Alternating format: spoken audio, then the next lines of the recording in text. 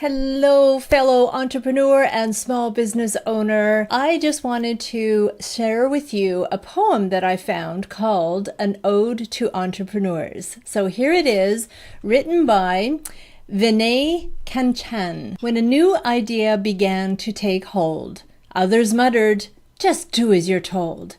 Stick to the proven path taken all the time.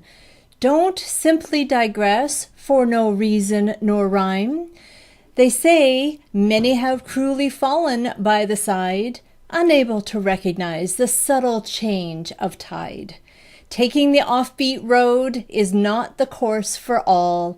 The cynics lie in wait, ever eager to watch you fall. Pursuing your business dream is always a lonely trail. You will frequently knock on doors, often to no avail. Selling your concept every step can be an exhausting drive, but for some reason, nothing ever made you feel so alive.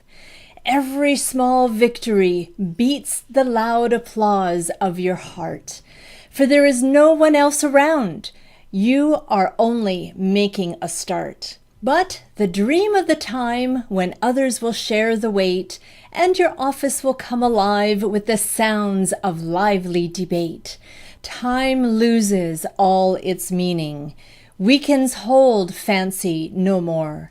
All you can think of is, what has been this month's score? Your pursuit becomes your hobby. Nothing else is on your mind. However far you venture, you always feel you are 2 steps behind. Your friends proudly flaunt their massive salary slips, translating into swanky villas, fancy cars, and incessant world trips. You smile because you feel you can glimpse the picture as a whole. You are still the captain of your ship and the master of your soul. One day will surely dawn when things will fall into place.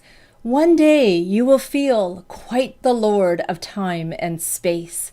The voyage to that port is now the very life of your story, of courage, talent, and passion, and the quest for elusive glory.